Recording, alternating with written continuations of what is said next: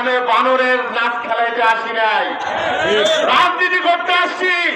সদরপুর চরপদূষণ ভাঙ্গার মানুষের পাশে আমি কমিটমেন্ট করলাম, আমার শেষ রক্তবিন্দু দিয়ে আমি থাকবো। কিন্তু মাদারীপুর শরীয়তপুর থেকে আসি নাই, আমার বাড়ি আপনাদের পাশে। আমি এই জেলার সন্তান, সদরপুরের সব কিছু জানি চিনি। এই কৃষ্ণপুরের পাশের ইউনিয়ন আমার, এই জেলার সন্তান আমি। এই সদরপুরের সাথে আমার হৃদয়ের সম্পর্ক, আত্মার সম্পর্ক আগে থেকে। আপনারা আমাকে দোয়া করবেন, আমি রাজনীতি করার নেতা তারেক রহমানের নির্দেশ বাস্তবায়ন করি।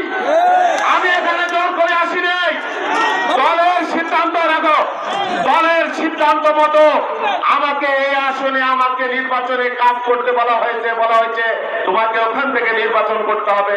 আমি তাই মেনে নিয়েছি। আমাকে যদি বলা হতো অন্য জায়গা থেকে, আমার জন্য নতুন কোন এলাকা না, এই এলাকার মানুষ এমন করে ভাবে অনেক পথ চলবার একটা আপনাদের সাথে নিয়ে অনেকবার আসবো। আপনাদের সুখ দুঃখের একজন সাথী হইতে চাই।